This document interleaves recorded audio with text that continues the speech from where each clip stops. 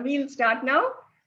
So welcome all our students, faculty, and whoever else has joined the Zoom lecture today by Usha Ramanathan. I'll just very briefly introduce her. She's a human rights activist. She studied her UG and her law degree from Madras University. And I'm fortunate to have been in the same college with her in the UG college. That's how we've known each other for a very long time. So I only got this from Wikipedia, Usha, except for knowing that you're an activist. Bad idea to depend on that. Right, that she got a 2018 Human Rights ID and a Human Rights Award, and also she was very active in pointing out the issues with regard to Aadhaar. I don't know. You're currently still a research fellow at CSDS. That is the no. Anyways, it's not a. It's like an honor, honorary position. So it doesn't really. It means I'm friends. That's all. Yeah, and then she teaches law in various places, and she's still a member of Amnesty International, or is all. That was 2 meetings. I don't know why it's all over the net, but I'm not able to take it off, so it's there. Yeah. All right. Okay then.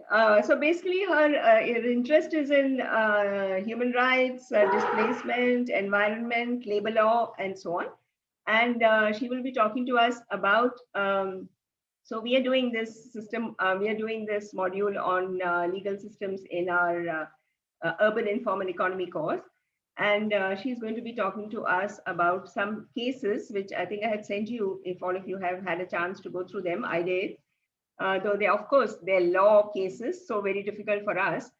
So she'll be talking about this kind of interlink between these 3 laws. That's the Migrant Workers Act, the Contract Labor Act, and the Bonded Labor Act, and taking up these various cases. Yeah, over to you, Usha. And incidentally, Usha is in the middle of moving from somewhere to Cuttack and so on, and still has taken on the thing to speak to us.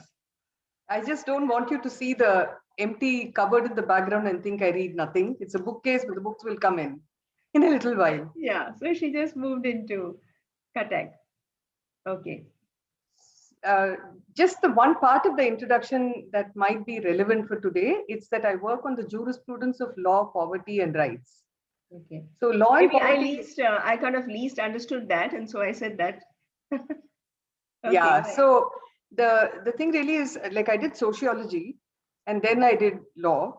Yes. Thinking that the problems that I saw while doing sociology would be addressed by law, only to find that law actually not just doesn't deal with the problems, but it sometimes exacerbates the problem.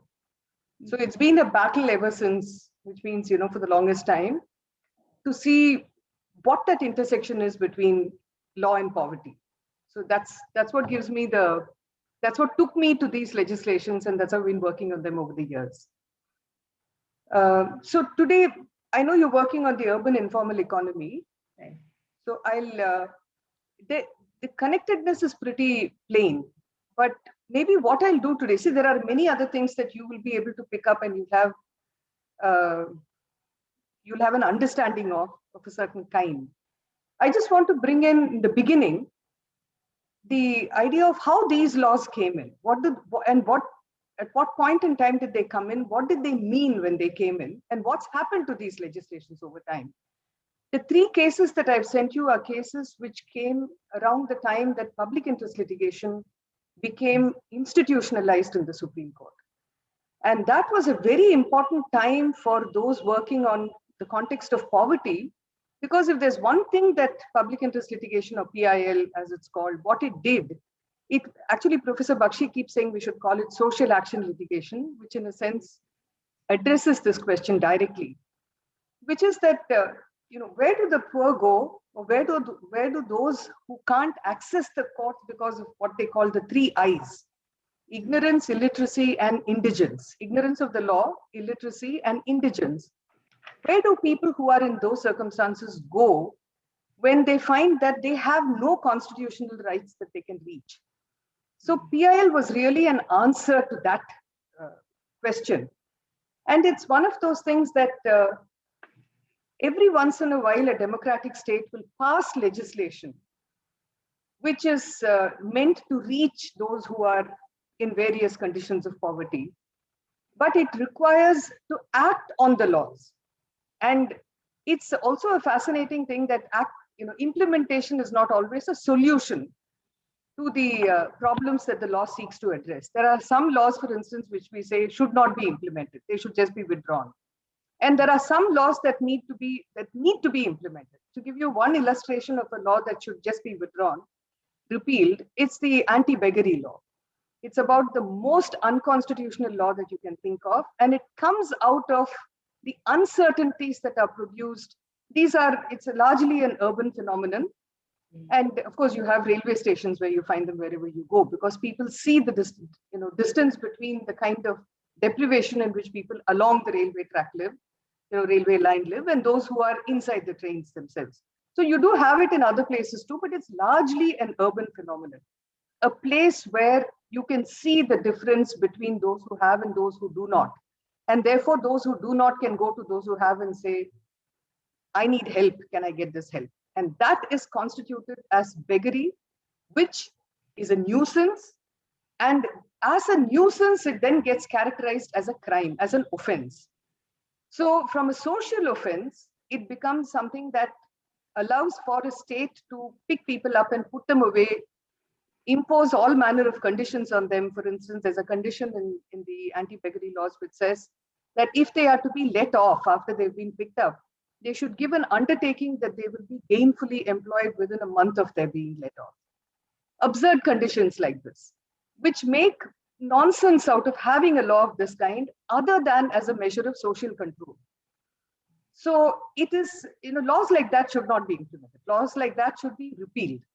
But there are laws that need not to be implemented, but also to be strengthened over time and not allowed to be weakened, which happens very often with legislations where the people who are impacted are people without the voice to be able to get, to get some kind of a remedy, both within the law and through the law.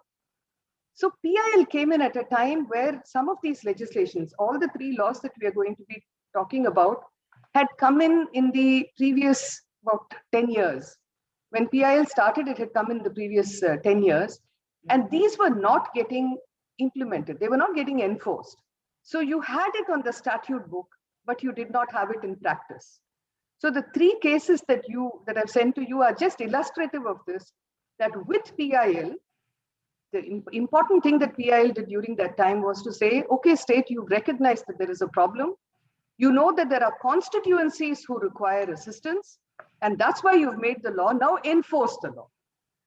So that's the context in which those three cases were sent. But they also tell us what those legislations are about and who it impacts and why these legislations became important. It's interesting that each of these came at a different point in time. Although it's within a decade, they came at different points in time, and they came through different impulses. The impulse was not the same in each case. So I'll start with the first, which is the Contract Labor Act. It's a very interesting piece of legislation. In 1950, between 1959 and 61, there was a judgment, I think it's 59, but I could be making a mistake now, called the Standard Vacuum Refining Company Limited, the case. And this was a case where contract laborers were appealing, asking for the same kind of conditions which regular workers had.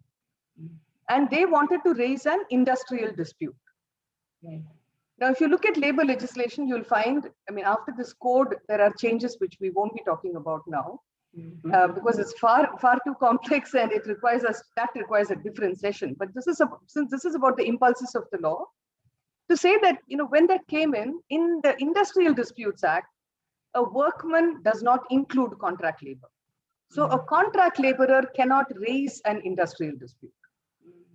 And when this came before the court and they looked at the conditions in which people had to work, in which workmen had to work, they said, why is there no law that covers them? And why is it that the law that exists does not cover them? So they said that there are, in contract labor, there are people who are being employed who are there for long, who have to work through years, who work for long hours during a day. So the occupation is perennial. The occupation is sufficient to keep them employed through the day. And there is no logic for why they are being continued as contract labor when that same work is being done partially by people who are regular in their work, who've been regularized.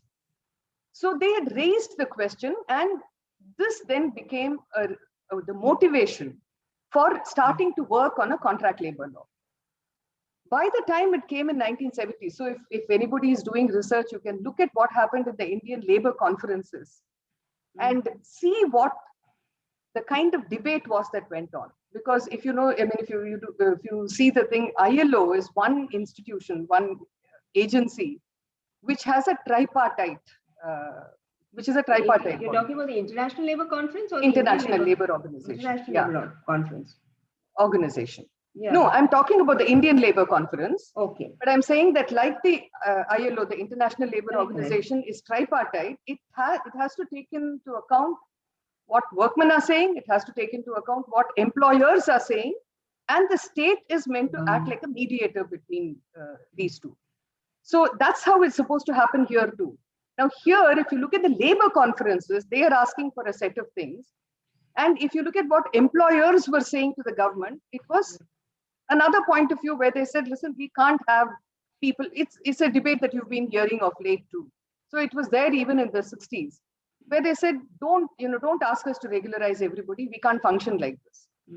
So, which is why you find that there is a compromise legislation that comes in. It comes in 1970. It's an incredibly weak law. It's just unbelievably weak. It's weak in the sense that it says that contract labor can continue to exist. It says that it can only be abolished when you have an advisory board which is going to look at, so somebody has to make an appeal to the advisory board, or the advisory board has to see that there is a problem. And then it will study it and make a recommendation. It's advisory. So it will make a recommendation about whether contract labor should be continued or not. And then the state will make a decision whether it wants to issue a notification saying that contract labor in a particular, in an establishment of certain kinds of work will be abolished. Now, the two fascinating things in this, three fascinating things actually, is first, for the first time, you had the open acknowledgement that an employer may not just be an employer. An employer may come in two guises. An employer may be a principal employer, which means that it is for that employer that the work is being done, or the employer could be the contractor with whom a contract laborer is directly in a relationship. And both these get acknowledged in the law, which is actually very, very important and very interesting. And I'm focusing on this also because when we had the migrant crisis last year, we had no business having that crisis. Because if you look at this legislation and you look at the Interstate Migrant Workmen's Act, both of them require, wherever contract labor or interstate migrant workmen are being employed, there has to be a reporting to the state to say, listen, we are taking this number of people for this kind of work. The contractor has to go and register and has to get a license and say, listen, I'm taking a license to be providing so many people. So the information is something that should have been with the state, given that these legislations have been around for such a long time. Now, that's one part of it. The other part of it is a contract labor, it's relating to contract labor. When they talk about abolishing contract labor, the question then becomes, are they talking about abolishing contract labor or the contract labor system? Because if they are looking at abolishing the contract labor system, the people who are most proximately interested in the abolition of the system where it is unfairly in place will be the workmen themselves, the contract laborers themselves. There should be an incentive for the contract laborers themselves to be able to go to the state and say, listen, abolish contract labor here. Now, if they were to abolish contract labor in certain occupations, but those who've been working there for years, working in a certain employment for years is one of the ways by which you establish as a workman that you should not be having contract labor here. But if I'm a contract laborer and I go to the state and say, listen, I've been a contract laborer here for 10 years, it makes no sense. I mean, the work is a continuing job. So why is it contract labor? They may abolish contract labor in that employment, but I may lose my job along with it, because when they abolish contract labor, whoever has been working as contract labor loses their job with it. They have no lien on the job. So there is nothing in this law on regularizing those who've already been working for whatever period of time. In the Factories Act, in other legislations you have, if you work for 240 days, then you have to be regularized. You don't have anything here. So there is nobody with the incentive to go. The third thing is, this law, all these three laws, in fact, are located in one article of the Constitution, Article 23. And that comes under a heading. There are just two articles under that. The other one is on child labor. That comes under the heading of rights against exploitation. It's very significant, because what it does is to say that people who are in these kinds of occupations are susceptible to being exploited. So the kind of protection that should be offered to people who are in these occupations is actually heightened. What they have done in the Contract Labor Act is to say, this is a right against exploitation. Contract laborers are too weak to speak up for themselves. So they can't speak for themselves. The inspector who is appointed under the Contract Labor Act will be the only person who can register a complaint and go to court.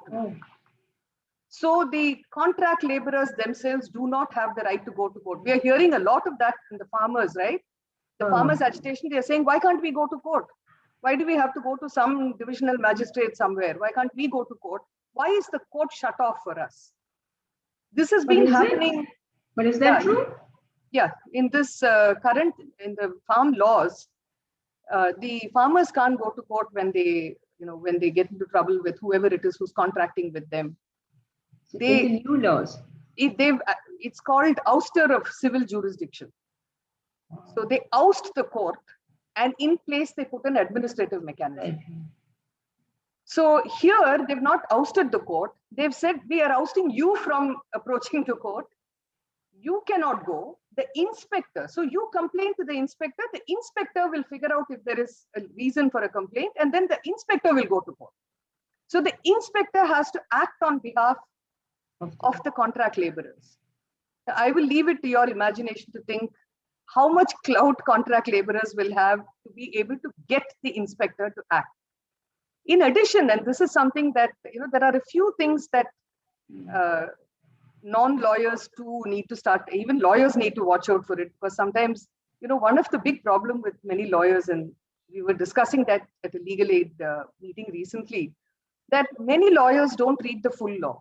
They read the provisions in the law which are relevant, which they think are relevant to them. So they don't realize that there are other parts of this law which can actually, completely stymie the implementation of the law, which is why we are in trouble. So it is important to know what the other kinds of provisions are there. And the other provision which is there is that there is no complaint that will be valid. That is, it will become infructuous if it's already crossed 3 months from the date that the offense was committed, or 6 months if the complaint was given in writing. So if it's oral, then within 3 months. If it is in writing, then within 6 months. That is the end of that story then. So by the time a contract worker who's, for instance, not getting paid regularly, or the term or the conditions of work are really bad, and you go to the inspector, and the inspector, the number of times you'll have to go, and the inspector then has to act, has to file a complaint. So if the inspector takes 2 years and 3 years to do it, which happens wherever complaints do actually get filed, then the only validity of that complaint will be for the 3 months or 6 months preceding the filing of the complaint. Oh my. So if I have not been paid wages for 2 years and 3 years, all that just dies. All that's left is just 3 months and 6 months. So there was an extraordinary weakening of this law by the time it was passed. And that's something. You're talking about contract law alone, or all the three? Contract labor. Okay, contract labor law. Actually, bonded labor is interesting because it's not strictly a labor legislation. Although it's called Bonded Labor Act, it's much more than a labor law. these are purely about, contract labor and interstate migrant workmen are just about workers in their relationship with employers and in relationship with their work and workplace. So in the Contract Labor Act, which was the first one, it was the first experiment. Actually, it's quite interesting when you go back and read what happened in the 50s and 60s. There were very few legislations that governed the relationship with workers. The working classes had very little to go back to. You had the EPF Act, you had the ESI Act, but you had the Factories Act. It's all organized sector. Organized sector. It really didn't have anything to do with the others at all. And you had the Industrial Disputes Act. And if you look at the Industrial Disputes Act, you'll find that the basic purpose of that Industrial Disputes Act was to still dissent, still protest, still the strike. So you create various mechanisms by which they say defer it, so that you can try and find either negotiation and conciliation, or you can find a resolution through a court process, or in any event, you stall it long enough for the state or for the employer to be able to do something about it. So, and if delays in the system answer some of the problems of employers and the state. So it's all interconnected. And I just want us not to see these as separate phenomena.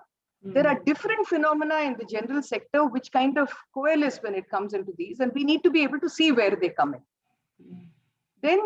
So this was the Contract Labor Act, and I mean there are a lot of things within the law itself, but I won't go into the details of a law. It's broadly to understand where it comes from and what it means, and why it's become important over this period of time, because the battle hasn't stopped. It's fascinating. In the 1990s, there were 3 cases, one after another. The first, there was a court that said, the first, second, third, I might be messing it up because of the number of years, but I'll tell you what the content of it was. Initially, the court's position was that Contract Labor Act, where it should be abolished in places where it is not necessary to continue them, but the court can't do it itself. There is a procedure, and the court can just ask the state to go through the procedure and report back on whether they're going to abolish or not. Then they went through a process where they said, okay, if you're going to abolish it, then whoever is in that job should be absorbed and not thrown out. So they brought in that idea, which you have in the retrenchment rule too, saying last in, first out, which means if you've been there for a long time, you can't be thrown out. And it's very interesting, some of the discussions we had around this, where objectors to this were saying, listen, you can't compel an employer to take on board someone who they have not selected. This is some contractor bringing a person in. Why should an employer have to keep on a person? And the answer that we had was, well, you didn't have any problem taking the work from him for 10 years. It didn't matter where they came from. What are you even saying? So these are the ways in which these battles actually. And then soon after that, you had a third judgment where the court said, no, they can't be forced to take these people.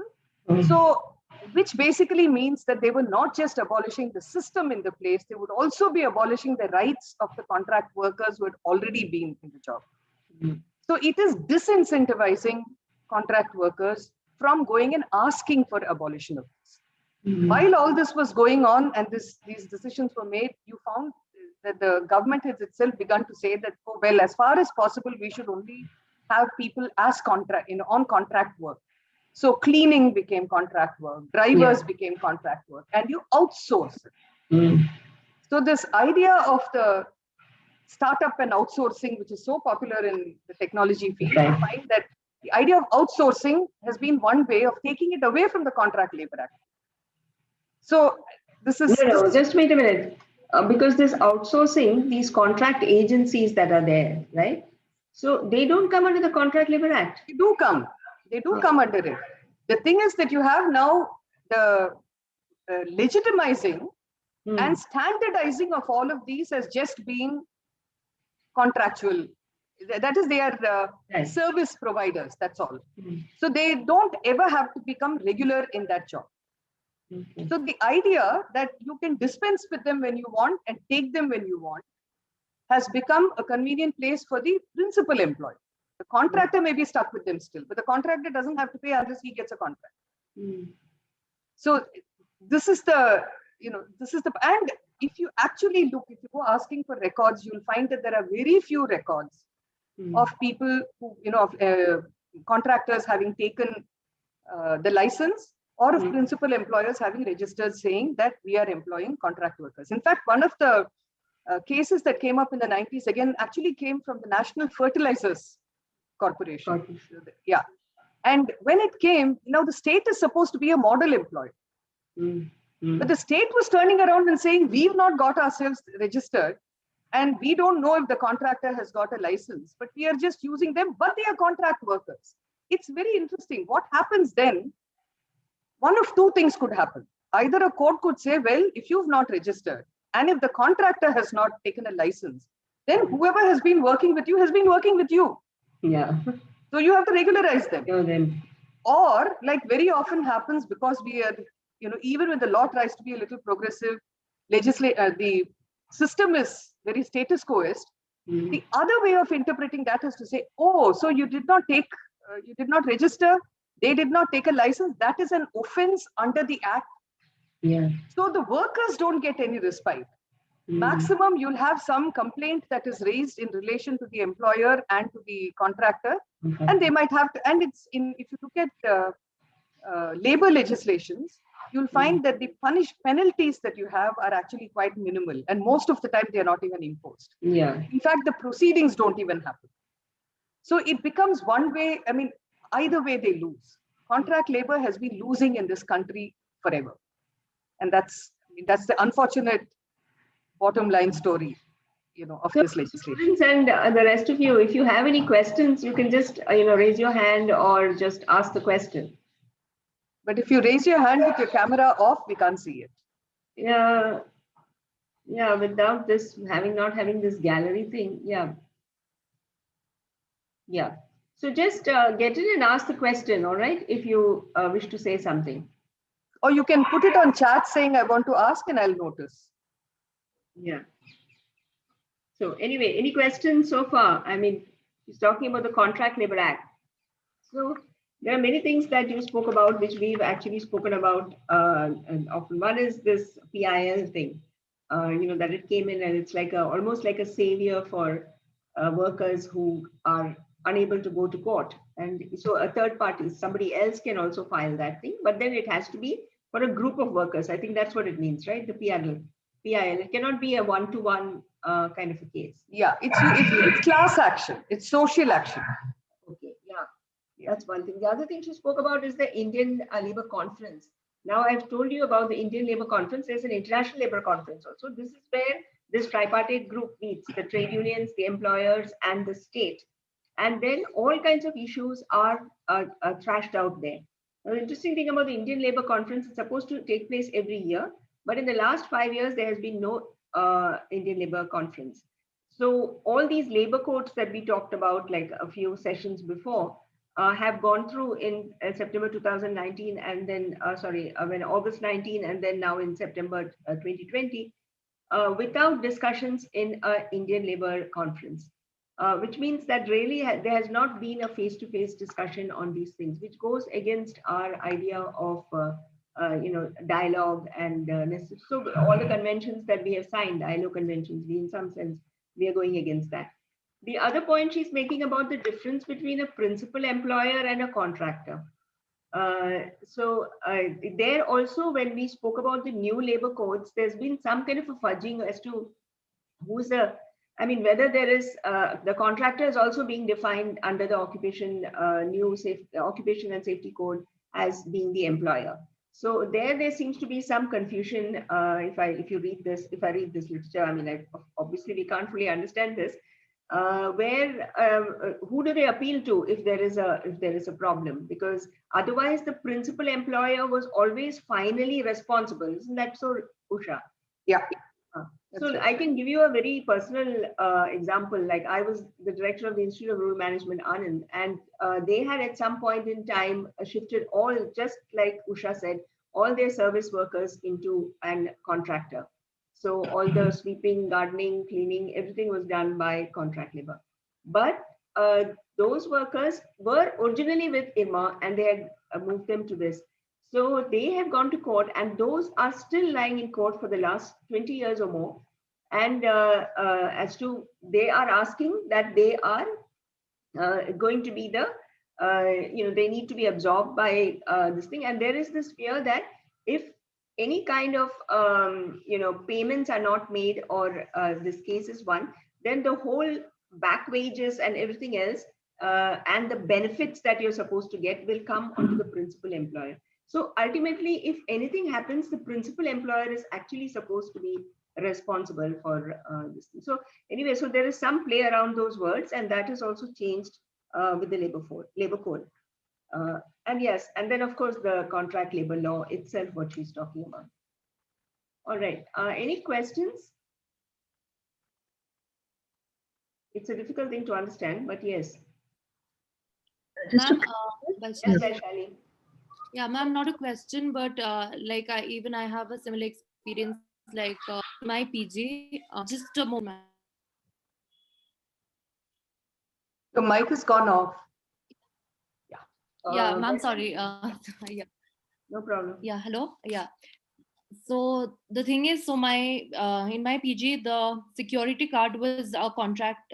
He was brought by a contractor, so he did not get paid for months, and he was provided food and lodging, of course, like he was staying in my building itself. But then after he did not get paid, so he had a talk with the principal employee, that is the woman who runs the PG, that you can just hire me directly and I'll probably pay, like you can pay me a little more, or maybe whatever you want to pay me, but I don't want to be have any relation with the contractor. So now that he's not getting paid by the contractor, so who is like how do we deal with that? I mean, the contractor can just run off, and who's responsible then? So the rule under the law, see, the law is not irrational in parts. I mean, the operative parts make sense.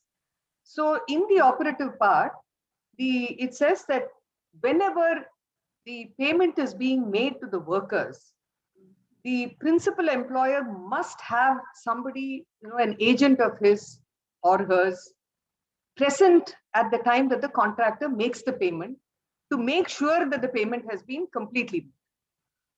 Which is why, which is also one step to saying that, well, if that payment doesn't get made, then the responsibility lies with the principal employer. We are not going to depend on the contractor.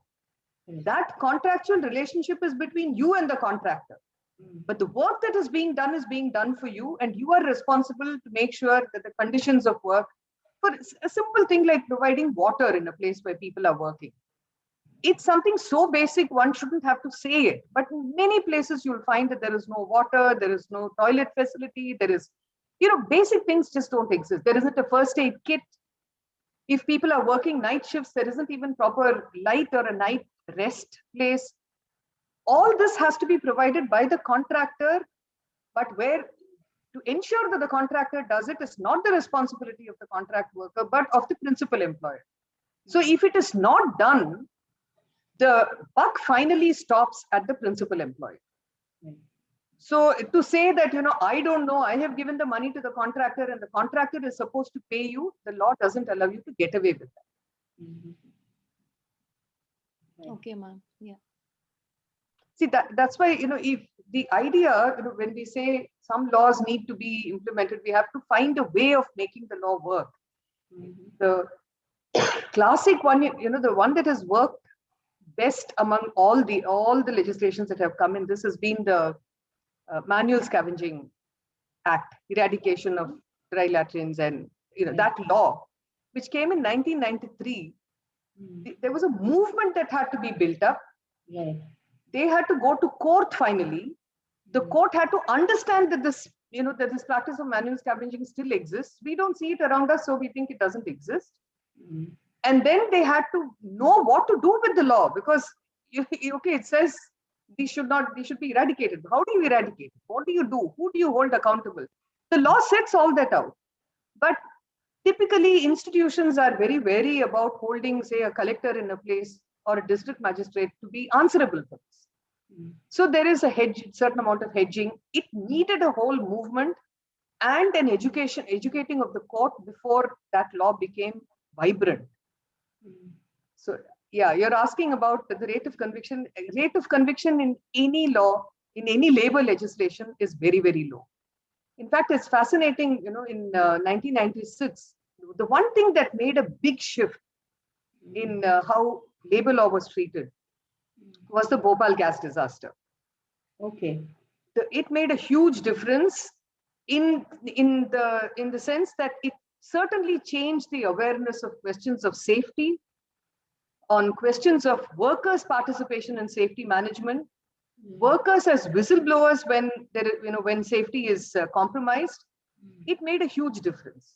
If you think about it, I was astounded when I realized it when the 1987 amendment came into the Factories Act, that workers did not even have a right to ask what is the kind of risk and peril that may occur in their place of work with the work that they are doing.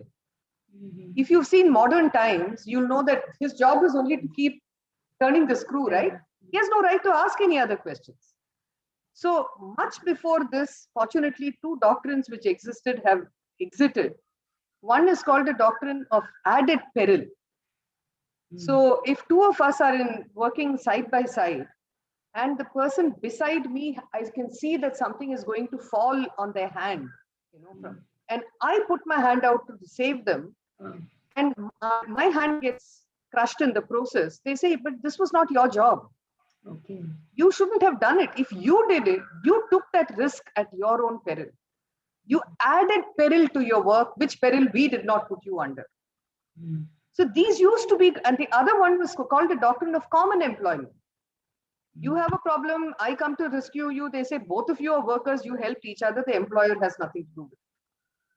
So these doctrines took a long time to be dislodged. And one of the reasons it got dislodged was because in the 1920s and 30s, it was difficult for industry to find people to come and work in industry. It was not so easy to pull people out of the agriculture sector or from various other occupations and bring them to industry. One of the basic reasons was that if you'll enter when you're 23, 24, 19, whatever, and then you have one accident, and after that you're unfit to do any work either in the factory or outside, and you're left with nothing at all. So people preferred not to come to places of such enhanced risk, which they didn't even understand. And to bring them in, so if you look at the Workmen's Compensation Act, you'll find it actually says in the Statement of Objects and Reasons that this will help bring people in because we will guarantee them that for the rest of their working life, they will get a certain amount in compensation. So it's not like if they have an accident here, then they are going to be, they're going to be hit for the rest of their lives. So that amount of peril, of risk was acknowledged by the whole system. And they said, okay, to that extent, we will compensate them. But still the idea of added peril, which is, I didn't tell you to do this, you did it. Never mind if that was to save somebody else's, hand or, whatever. Never mind that, it's an impulsive thing that you should have done. You shouldn't have done it because you were not asked to do this job. So, these laws have all had to go through this grind before it reaches a certain point, which is why today when they say, oh, labor code, we know everything, we're going to change everything and we'll decide what needs to be done. It doesn't convince anyone, or it should not convince anyone, because it's not about rationalizing laws. Actually, it doesn't. It's just made a bulky legislation instead of having many thin ones. So, but it's basically, dilution. When you say, for instance, that a labor inspector will now become a facilitator, you're saying it's no longer an offense, it's only a wrong. You should have avoided it. Be good and kind. Come on, set it right. Now, it's affecting people's lives. So you require a heightened level of responsibility as an employer when you're providing safety in the workplace. After Bhopal, and there was a series of things that happened soon after Bhopal in February and March of 1985 in the court, where they were trying to figure out who can be held answerable for this. There were 4 levels of safety devices. All 4 had failed. Some were not even working at the time that the factory went into this incredible decline, and when the gas leaked out of the plant. So when they looked at this and they said, where do we place the responsibility? They realized that actually workers have no right to ask. Who raised the question? The court. Okay. It was in a strange way, it was already in court, because the workers in Shriram, I'm sorry, that's Shriram Foods and Fertilizers. I have to explain that, because when Bhopal happened, the Shriram Foods and Fertilizers case was already in court. The Bhopal case was not in court.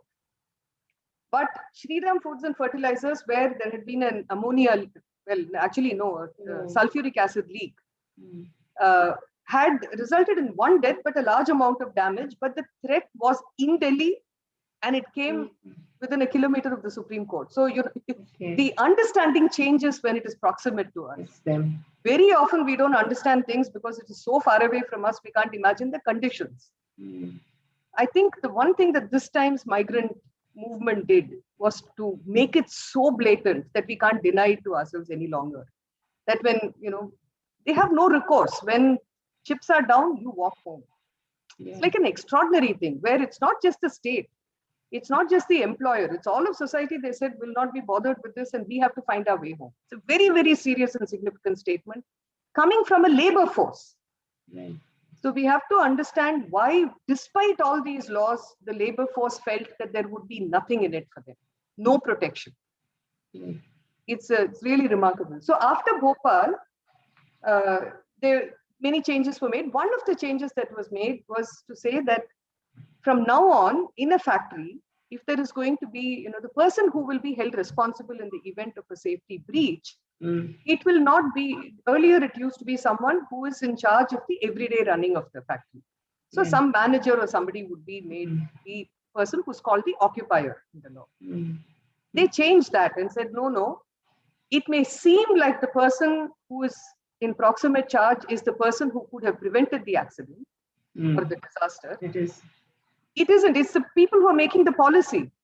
So if you decide that you're not going to invest in safety, if you're not going to maintain it, that is a decision made by the board. So it has to be a director of the company who's answerable. And you're bringing in high levels of toxicity. You can't have this happen without people in decision-making powers taking responsibility. So they changed that. And that came up as a case before the court in 1996. There was a decision. And in that decision, one of the things they were saying was, how can you make a director liable? The director is not even there on the premises. And they said, no, you are liable. But they also said another thing, which is that, in our regular criminal law, you have to prove somebody is charged with an offense and you have to prove that that person committed the offense. In regulatory laws, like all these factories legislations, environmental legislations, you'll find that that's not how it works. There will be a person who is directly answerable. That will be a person, named person. So it may be a director, it may be whoever it is who's named as the person. So named meaning you have to let the inspector know that that is the person who's responsible. So that they know who to contact in the event that there is a problem.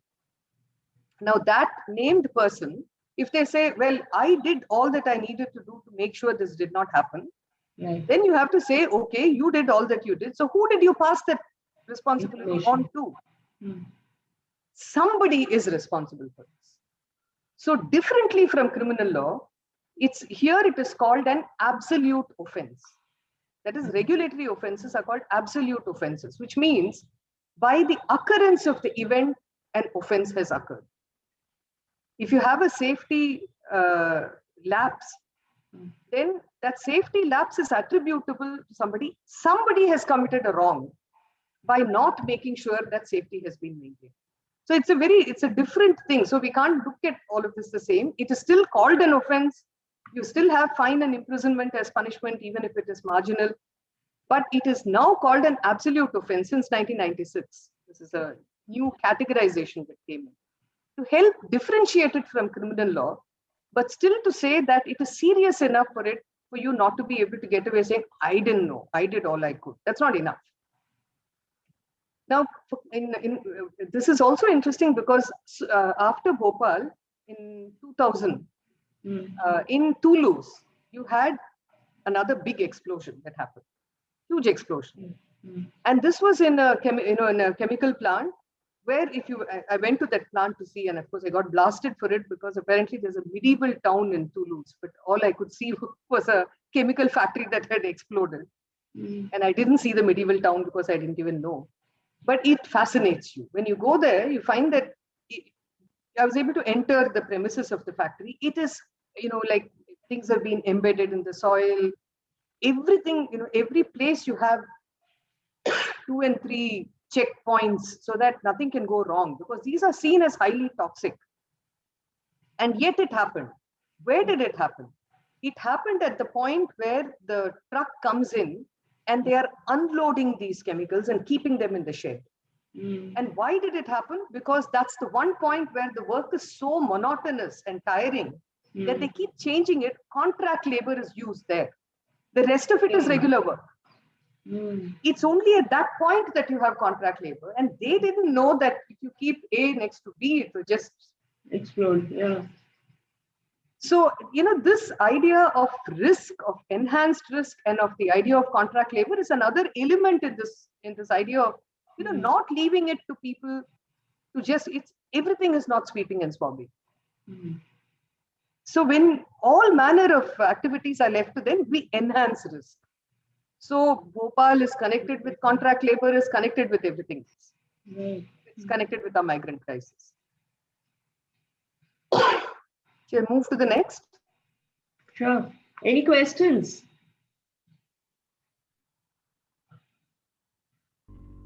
Okay. Hello, ma'am. Yeah. Ma'am, no, I just had I'm Asha. I just have a clarification to make with what Jimal ma'am had said earlier, that the Indian Labour Conference had not met for the past 5 years to discuss. So why did that happen? Why did they not meet?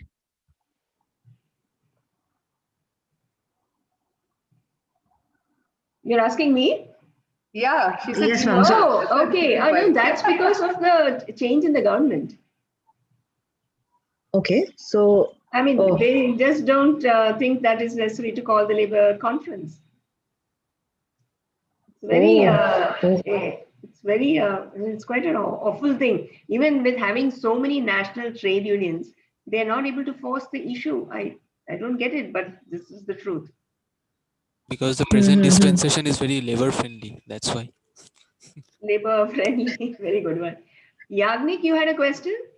Yes, so I have a similar thing that in this kind of labor laws, they are very complex for normal labor person, and most of the labor people who are properly uneducated, and so they don't know anything like what kind of law for them.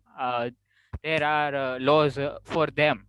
Right. So don't you think that the government should uh, make easy for them to understand, rather than keeping one person in between for these contracts and everything, that they have a more complex, they are complexing more these contracts and everything between the employer and the labor.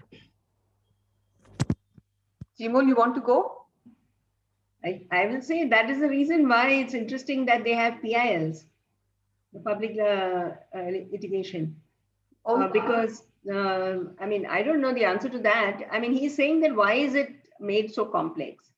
So actually, I think another way of looking at this question is also to see why trade unions are so important, for instance. Yeah. Why is it so important that we have a Legal Services Authorities Act since 1985, I think, where they've said that one of the tasks that have been given to the Legal Services Authority both at the, at the district, state and central level, is to inform people, inform workers about what laws exist and what their rights are. So educating is a very important part of legal aid. The thing is to make it move. It's not like we haven't thought up systems that should be dealing with this. Instead, what has happened is there have been deliberate attempts over the past 20 years to kill the idea of trade unions, finding different ways of saying, okay, who can be a registered trade union, who cannot, this idea that there are outsiders when it comes to trade. See, who are these outsiders who used to come in when trade union activity would happen? They were people who would politically mobilize. They were the people who would come, do their study, and then come and inform.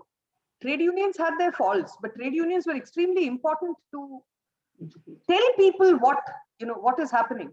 One of the times that the trade unions just completely without any help from the government, but with some help from the courts, they lost credibility was when you had the Delhi Industries relocation case in 1996. Yes. That too started because of Bhopal in 1985 and ended up in 1996 with saying all industries have to be pushed out of Delhi. And because you can't have risky industries, you can't have hazardous industries in the middle of complex of such population that is this large. So they said, send it out and let the workers go with it. And that, I think, disenchant, because trade unions were not able to resist. Nobody was even asking them. There was no process. Unfortunately, this too came through public interest litigation. So it can play out both ways. It's a question of how much a court understands.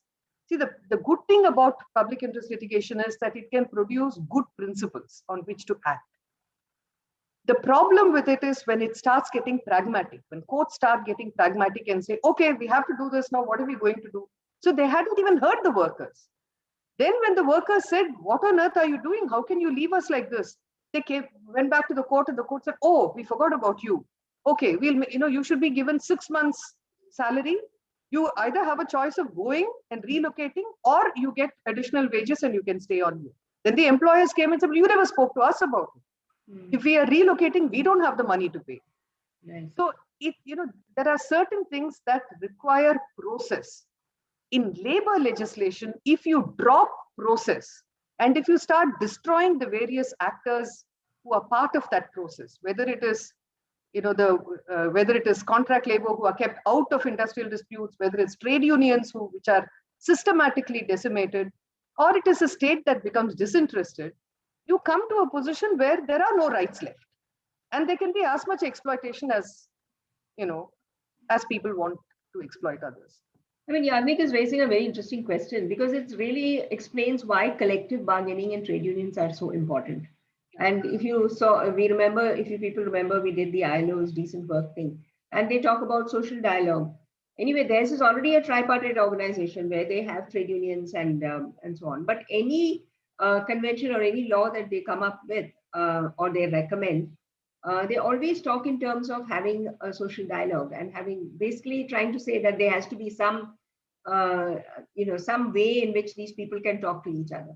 So trade unions so far were only taking organized sector workers. So now you have, they were not even allowing the unorganized sector associations to, become part of that Indian Labour Conference. Because the Indian Labour Conference is full of the organized trade unions, which are mostly party-based and so on and so forth. And in fact, SEWA has had a huge struggle because SEWA is this trade union of unorganized sector workers. And I think now they have been included in the Indian Labour Conference. And similarly, ILO also does not include them.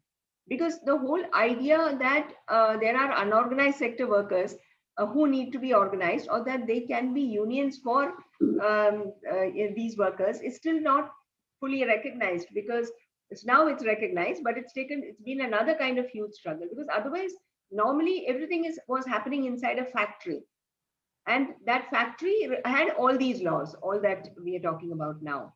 But then you have all these outsourced workers, you have all these unorganized workers, you have all these people that we've been talking about for the last so many sessions. So how do they organize? How do they come to know about these things? In fact, even yesterday and day before yesterday, when our friend Gagan Sethi and the Social Compact Center for Social Justice, which is basically a legal aid organization, so they are in some sense doing the work that this Legal Services Authority Act should be putting government people to do it. But since you don't do it, you have these civil society organizations doing it. So you have a legal aid thing, which is that Center for Social Justice, who was talking to us, and they were telling us how various, he was talking about Gagan Sethi, it was Usha. So he was talking about during this crisis, how the whole thing was centralized and how this Disaster Management Act was brought in, with the result that nobody in the states, any state, was willing to take any action. And they are saying that as a civil society organizations, they went to so many collectors and say, look at these people, they're walking, we have to do something about it. There was just nobody there to take care of that. And it was completely centralized. That is something that, we need to talk about. I mean, I think there is another element to that, which maybe I won't say very much more about, but just mention. Yeah. It's this idea of disintermediation that has come in. Like where public servants of various kinds, civil servants, you are the intermediaries between the state and the people. Yeah. Over the past about 8-10 years, there has been a systematic process, and it's been increasing of late, where there is disintermediation, saying that the administrator doesn't have to know the people. The administrator just needs to look at the MIS, Management Information System. You look at the computer, so you work through technology. You don't go to the field. And the reason that they give, and this is in the Niti Aayog document, where if the person meets the person on the ground, goes out to the field, then there are chances of corruption. So don't meet. So this is a very calculated, which is why when you look at, when the question was asked, how many people died on the way, nobody knows. The government doesn't know how many people died. I can understand that the government didn't know how many people walked because they didn't keep, they can't say, I don't know how many people died along the, what were you doing if you were not figuring that out? So there is the one thing that this told us also was that the administrator didn't know the people. So you have to get out. That is intermediation. When you don't know them, that happens because of disintermediation. That comes through centralizing processes. And my favorite theme. You're saying this is written into a Niti Aayog document? Yeah, it's in that vision document, some 15 to 18 or whatever. 2020. No. Earlier.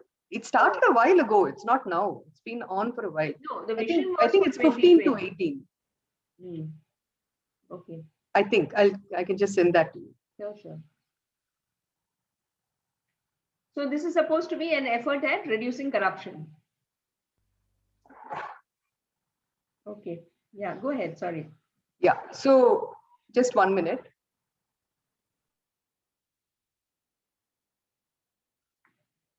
Yeah. Any questions or any queries? Not that I can answer all of them, but yes, ma'am, yeah. As you mentioned that union thing, that if you remember, there is an incident in Haryana in Maruti Suzuki and recent incident in Apple in the Bangalore. Not Apple, Not but Apple. yeah. It's another company, Yes. which is not very. Okay. Yes, who are contractor of the Apple's mobile phone manufacturer. So if in this kind of incidents, if a union is responsible for some kind of damage in the company, who is responsible for that? Whole union or the union leader, or who is responsible for that? If I can just come in on that for a minute so that we move beyond this, because I'm worried we won't touch the other two. Yeah, correct. Actually, I think in labor law, we need to recognize where the power lies and what is considered a wrong. If a employer or a representative of the employer were to do what were to behave in a way which is considered unacceptable, there is no recourse that they have for putting that person on notice. There's nothing you can do about it. So they will not pay wages. They will not have basic conditions of work. All you can do is go and complain to someone who doesn't take your complaint seriously. You have no recourse. So you are actually allowing things to boil up around you, but there is no answerability on that. The first time there is a retaliation, a reaction to that, Yeah. then the working classes always commit the offenses. Yeah. The big difference that happened with Union Carbide was to say that the employer too commits these offenses. And what offenses the employer commits can result in far greater harm than anything that a worker can do. So I think in our minds too, we have to figure out what is the place from where we are looking at the incident. If you think of the, Apple's contractor, they admitted that they hadn't been paying their wages regularly. Why is that okay? I mean, if we didn't get our wages regularly and we couldn't go home and have our meal every day and feed our family, would we find ourselves being able to just be stoical and okay, I'll wait, maybe I'll do satyagraha so that I can at least pretend that I don't need the food? No. So I think even in the way in which questions get formulated, we shouldn't already be judging them. So which is why we make this distinction between neutrality and impartiality. For a person like me, for instance, who works on law and poverty, and I see vulnerability as and uncertainty as very important phenomena, I'm very clear that I'm not neutral. I'm on the side of the working classes. But when I'm considering an issue, I have to be impartial, which means I must be able to see what the various dimensions of it are. Even as an academic, I don't need to be a judge to do this. Even as an academic, even as someone who is having my own opinion on it, I need to be impartial to see, could it have been any other way? What really went wrong here? Is there an apportionment of blame or is all the blame in one place? Or is all the blame really in one place, but not where we were looking for it? We have to be able to see that. If you take the Maruti case, for instance, of course, the Maruti case is mired in all kinds of mysteries. Nobody is even sure, what actually happened. We do know one man died, but I'm not sure we know enough to know who killed him. And whose action resulted in his death. I'm not sure we know that. If you read all the documents carefully, it's not that plain. But if you look at what the provocation was for the workers to feel as strongly as they were feeling by then, why did any administration and any employer let it reach that point? Yeah. So somewhere in thinking about policy, we can't think about it by prejudging that a certain act is the offense. The offense may not be located in the act. The offense may be located in what led up to the commission of that. So just to think about it differently, that's all. So I'm going to quickly move to Interstate Migrant Women's Workmen's Act because we'll run out of time. So, because it's not very different, but there are some things in that law which are really fascinating. As far as I know, other than the domicile provisions that we have in many states for getting admission to schools and colleges and work, other than that, I think this is the one law which has the idea of a home state and a receiving state, an originating state and a receiving state, a home state and a host state. Yeah. And under the Constitution, the executive of a state only has the right to act within the territories of the state. Right. But the Interstate Migrant Workmen's Act makes a deviation from that. It says that the executive in one state, so if say for instance, people are moving from Bihar to Maharashtra to work, and they are moving as interstate migrant workmen, then the Bihar government has an interest and a right that this law provides to follow the worker to where they are going, to make sure that they are not exploited where they are going. Because it is recognized that in the state to which they go, they will be more vulnerable, one, because they are not a voting population in that state. Very often, since our country is largely divided on linguistic basis, they are likely not to know the language of what's happening there. They won't have people there who will be espousing their cause. Right. And they'll be having to establish some kind of equation with the government that is alien to. So given all this, the state, and it's extraordinary, it's really an extraordinary constitutional arrangement where the executive in one state is allowed to actually go to another state and make sure that the people who've gone from their state are not being exploited there. It's extraordinary. I think we need to know how extraordinary that is. We'll know when we see the constitutional scheme, and to say that they can actually go and say, oh, these people are not being cared for here. Maharashtra would say, who on earth are you? This is in my territory and I'll figure out what's going right or wrong. So by law, they have allowed for this to happen, and the court has endorsed it. When actually in Orissa, when it was happening, because Orissa also exports a lot of migrant workers. So that is one extraordinary thing. And the way in which this law has been thwarted is you constantly hear this, that no, people moved on their own. There was no contractor. There was no contractor who was taking them and going across to another state. They went on their own. So the moment that happens, if there is no contractor on record, then the principal employer is not a principal employer. I mean, the principal employer is just an employer. So they don't have to register or take a license under the law, which is why you find that despite the law having been in place since 1979, and despite full acknowledgement in all our policies, which are done for various other reasons, the acknowledgement is done for other reasons, saying that this is a country where 180 million people are moving for work every year. They say you go to the registers, which are supposed to be recording these interstate migrant workmen, they will be, very close to nothing being on. So we need to understand why these laws are made and why these laws fail, to serve the purpose that they are supposed to serve.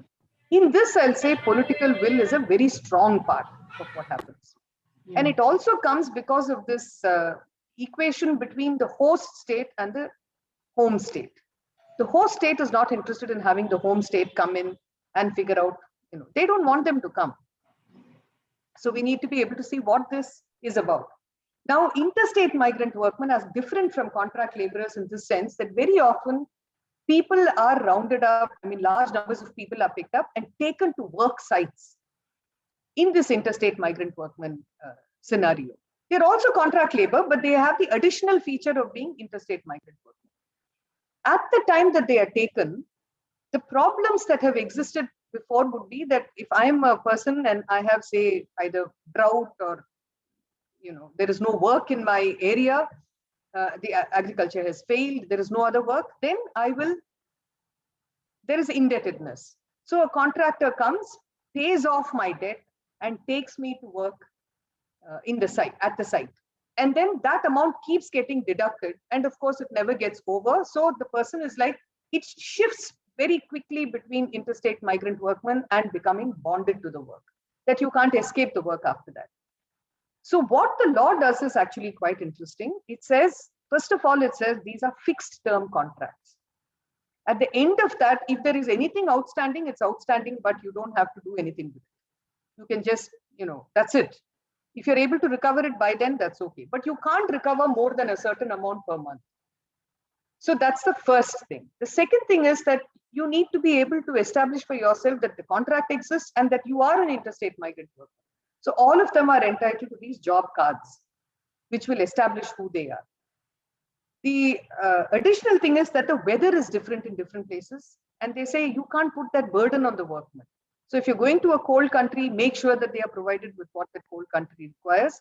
And at the end of that contract period, send them back home, which means you have to pay for them to be able to go back home. It's the most minimal thing that you can think about when you think of what people need or have to live with. This is breached. So when we are looking at what happens with informal labor, what happens with migrants, we need to know that having acknowledged that this is an exploitative practice, that this comes within the domain of the right against exploitation, having acknowledged that there are specific problems that interstate migrant workmen have, which makes them especially vulnerable, having given extraordinary powers to the state, to both to one state to go into another, yet if this law has not operated, then there is actually no excuse for it. So the question is, who would you hold answerable? So it's not like, oh, it didn't work, it's not there, what do we do? So this time what they seem to have done is just to do away with it and push it all together into one legislation. We'll see what comes up. There has been no acknowledgement till today. So when Asiad happened, which is one of the cases that I think has been sent to you, the PUDR case. PUDR actually went from work site to work site and found that they were getting nothing. There's no creche in the place where the children were working in the middle of all that construction. A lot of the Asiad work was only about construction. And construction labor moves from place to place. In fact, one of the very interesting things that happened when NREGA came in, when the law was brought in, was they said suddenly construction work, we are not able to get enough people. Because if people can do NREGA work in their own home places and get that minimum wage, then they are in a better condition than they are at the work site. So the question was, is NREGA stopping construction and development and progress? And the question otherwise asked was, should development and progress be on the shoulders of people who are getting nothing and are being exploited? So when we test a legislation, which is what this labor code will have to allow itself to be subjected to, test the legislation to see who is it going to benefit and what are the problems that it acknowledges and for whom is it setting it right. So interstate migrant workmen came in as beneficial legislation. It did not have the kind of holding back which the Contract Labor Act had, because the people who had been working on it through that period, including S.R. Shankaran and a whole host of others, had actually gone, it's a strange thing to call it, but had labor camps in various villages to find out which were the places from where people were moving out to work. And what was the push factor? Was it only a pull factor or was there also a push factor? And then they found that indebtedness was a huge issue. Not getting work where they were was a huge issue. And that where they went, they were not able to come back because they continued in a process of indebtedness to the person who had taken them there. This is what gets addressed in the Interstate Migrant Workmen's Act. And the finiteness of that contract, therefore, becomes extremely important. The only way that they can breach it is by giving regular work. If they find good workers in that, make them regular. Don't have them as interstate migrant workers. So that's broadly it, so that I give myself some time for bonded labor. I had a question regarding this interstate migration.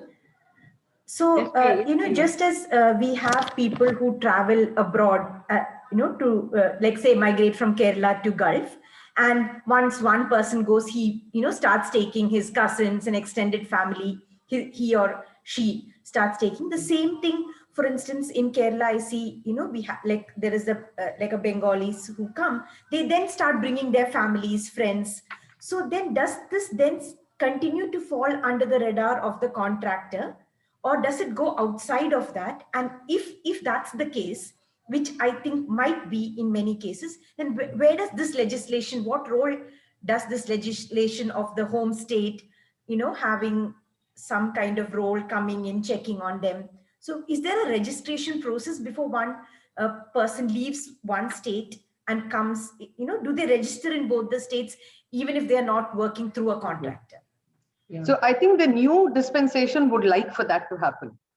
And it's a very bad idea to ask every worker to register and then you can move according to what your registration allows you to do. That's a terrible idea.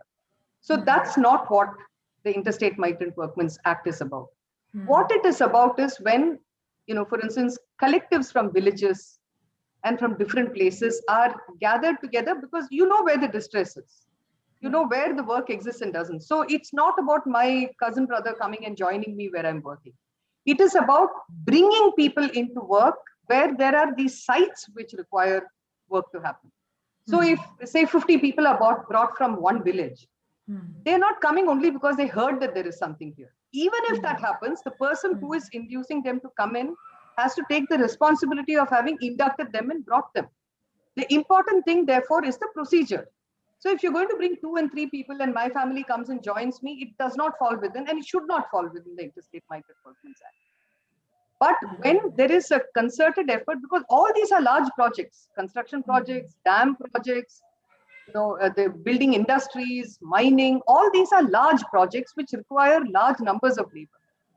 And one of the things to remember is that many companies prefer labor from outside because they don't have any political clout where they are. So it's better to have labor from outside the region than people in the region who may then be able to, who they would then see as people who can make trouble for them. Yeah. So are you saying then that only people who migrate from one state to the other to work in these large projects are considered interstate migrant labor, and not say the Bengalis who come say to work as gardeners and then bring their families and settle? Their children are going to school. There's a threshold for all these. So 10 or I think it's 50. I've forgotten. It's either 30 or 50. I think there's a threshold. If there are 4 or 5 people going together somewhere, then it doesn't matter. So if you read Sainath, when he has seen, for instance, you'll find that during the season when work is going to start, there will be a train load of people moving. Right. It will be a whole train load of people. All of them will be migrating to do work. Right. Somebody tells them that there is work there to do and takes them. I mean, for instance, I know of people who are themselves contract labor, interstate migrant workmen, who then go back and bring people from their village. They do become contractors in that process. And principal employers will get people to send labor and appoint somebody as a contractor because they need to carry on with it, because they want them to manage them, but they don't register them. So the responsibility is not there, but you can use these devices for bringing people. So the important thing also is to figure out why this law at all. So it is not to stop movement, and it is not to monitor movement. It is about the principal employer and the contractor. So the principal employer has to take responsibility for the persons who are being brought so that they are not exploited. This is a system by which the state enters as a third party. Sorry, Jimmy. Yeah. But I think Marianne is trying to say that suppose there are small groups moving, like you're saying 4 people around. So are they also covered under the Interstate Migrant? No. See, Interstate Migrant Workmen Act is not saying everyone who's moving interstate is covered. It's a regulatory legislation, right? So it will regulate when it sees processes of potential exploitation. They come with numbers. So when it happens as smaller groups of people, they fall under different regimes. Nobody should be exploited. That's a very different thing. Right. We are talking now about the employer-employee relationship and the potential for exploitation, which is done actually, if you look at interstate migrant workmen, which is why Sainath is interesting in both in his first book and then after the writings afterwards too, on this aspect, where he says, even people who used to be small farmers or even middle-rung farmers are now migrating for work.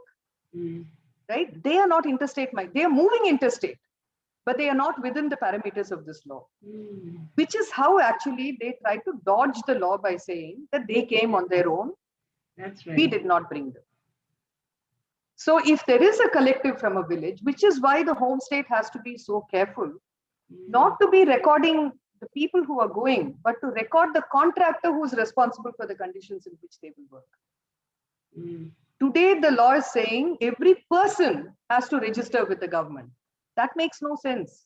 Then you're saying you're going to, surveil them and monitor them. They are not the wrongdoers. They are not the people with, the legal liability can't fall on them. It's on the principal employer and the contractor. And it is a right against exploitation. If this context is lost, then we lose the whole. Correct. I mean, then it becomes like China, you have rural passes. You have passes to go from rural to urban and so on. Ma'am, but then in the process of registering the contractor, then you will eventually, if the workers are not provided for, then, I mean, is what you mean to say that, it's like, then that way the details of the workers, you will also know, you won't know. Okay. No, a contractor has to say how many people they are taking and from where. Okay. Not the names of each individual. So it may happen that I'm the contractor, I'm taking 50 people from this village. 5 of them come back and another 5 come, there's no problem. It is to know that this person is responsible for 50 people from this village. Right? And to know, for the executive to know from this village, where are people going to work? If they're going to the dam to work, then they need to know that's where they're going. For instance, now you saw, no, in the tunnel. Yes. These are all people who've gone to work. They've been picked up. They've been taken across to do that work. They are plainly interstate migrant workers. They're likely to have a contractor who's identifiable? They should. By rights, they should. See, employers also, we must also remember that principal employers don't want to take stragglers. Even if you go and offer yourself for work, they'll say, come through the contractor.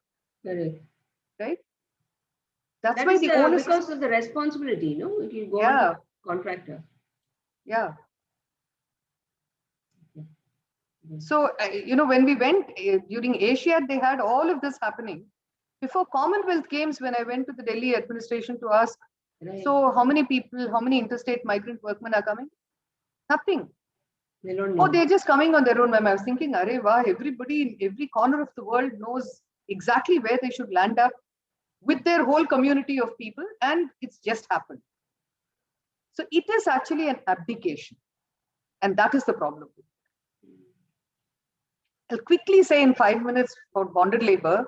Yeah. Just to say, first of all, that that bonded labor is not really just a labor legislation. Mhm. It is a social arrangement that has to be destroyed. And it is fascinating that in 1976, which means over 20, almost 30 years after independence, Mhm. India was admitting that it had something close to a slavery system. Right. It's extraordinary. And we know that the one reason that happened was because emergency had to be justified, and it was part of the 20-point program. So it's not unknown that the justification for repressive action will come from something that is being shown as benign. I have to do good for bonded labor. That's why I need to keep, the system under check, because they are so badly affected that I have to suppress your rights for me to be able to do good for bonded labor. That's how in 75 you had the bonded labor coming in as an ordinance after the emergency was declared, and then enacted in 76. So it was in one sense, in a funny kind of way, a disastrous situation, a drastic situation became an opportunity for at least recognition of an issue. But here too, that bonded labor case that I sent to you, the Bandhuwa Mukti Morcha, Yes. it needed to go to court, and for the court to say, oh, there is bonded labor. Then there was a huge, you should see some of those documents. If you're able to put them together, it'll be fascinating. Because the debate at that, after saying, yes, there is bonded labor, was to say, no, but this is not really bonded because all the conditions don't fit.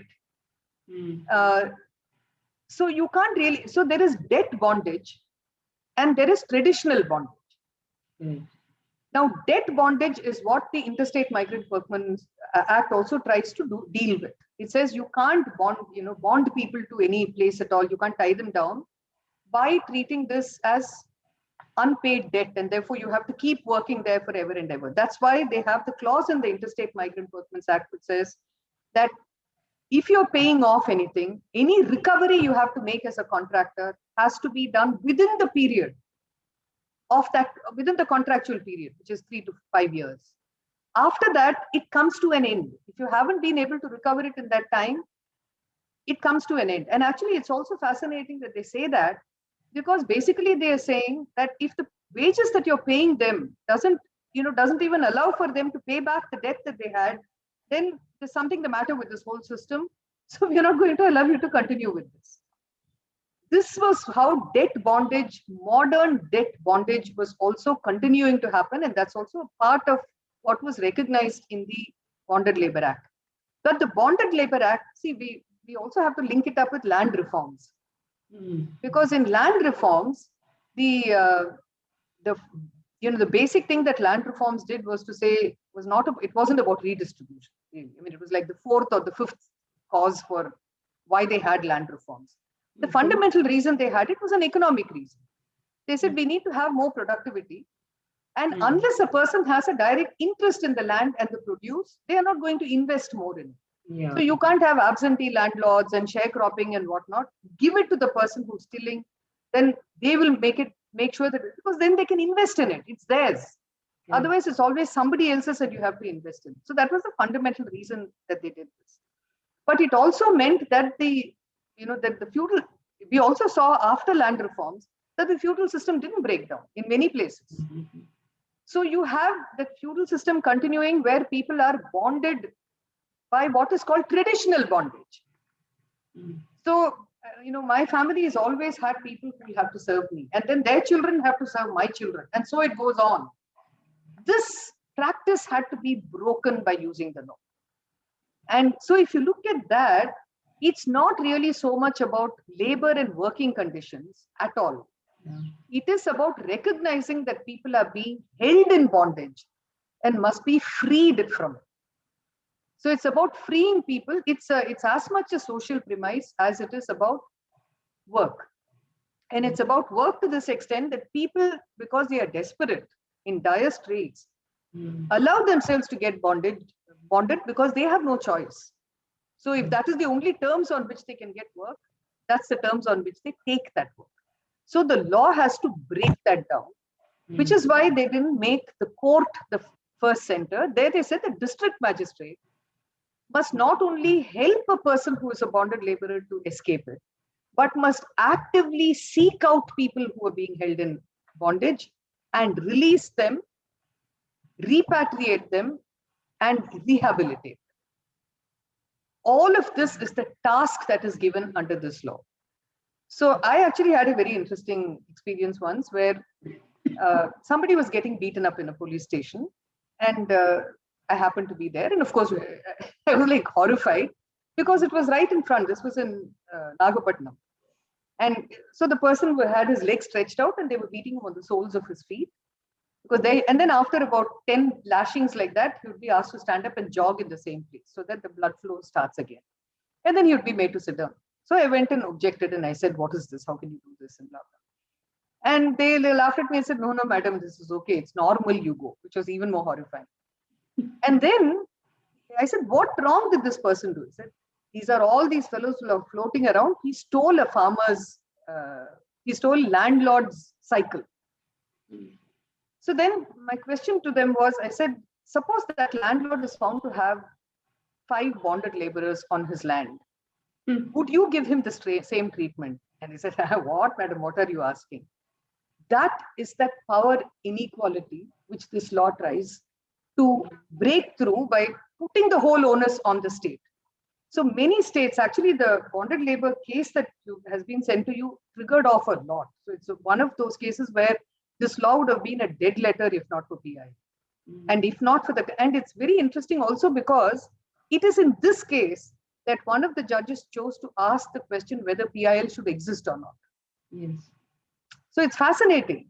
If you didn't have PIL, and that's a question that's very popular with the young National Law School, graduates who got out from different universities will say, oh, but PIL is really very bad. And I'm like, yeah, fine, sure. It's done a lot of harm, there's no doubt. And that's harm that is done across the board. It's not only done in PIL. It's a way in which you look at people and the way in which you look at liberty, the way in which you look at rights. And if the court is not acquainted with looking at it the way the Constitution, as we understand it, requires them to look at it, then across the board, you have this problem. But they see it, for instance, in demolition happening in cities and say, see, this demolition is happening. This is because PIL is allowing it to happen. PIL is not allowing it to happen. PIL is not stopping it from happening. And PIL is saying it's okay for you to do it. It is happening anyway. So the counter question then is, where do people go if you did not have PIL? What would have happened, for instance, to either the Bonded Labor Act or to the Manual Scavenging Act if you did not have PIL? So it's an important question that to be asked. One provision in the Bonded Labor Act is quite fascinating. It allows the person who's on a homestead, who's been allowed to stay on the homestead, which very often happens, to retain that homestead. So it may be in the middle of the landlord's land, but that homestead cannot be taken away from them. I have tried finding out with little success about whether this works at all. I don't know if a laborer can stay on the same land. I've heard of one case where the employer to turn, I mean, the landlord turned around and then made this person into a regular employee. I mean, retainer. I won't say employee because it's not a labor law situation, but like a retainer. And it was okay. But I'm not sure that's the common rule. So is the continuance on the homestead? Because the fear for the lawmaker was that if you say the person will be ousted from their, from their homestead, they may not, they might just prefer to stay in bondage because they have nowhere to go. I think yesterday's paper has something on bonded labor, small young children, 18, 19 being picked up. They were in someplace in Guna, I think, in Madhya Pradesh. And they were seen as, they were suspected to have stolen something. And to prove that they had not, they were asked to put their hand into boiling oil and they had to pick up some coins from within. And then somebody slipped away and went. So the local authority has said, no, they should be rehabilitated. We'll give them 20,000 rupees. So it's also seeing what 20,000 rupees can do. So in Tamil Nadu, for instance, you found that many people who were rescued and brought back to the state are now going back to the same place because what is provided as rehabilitation doesn't rehabilitate. So it's tokenism.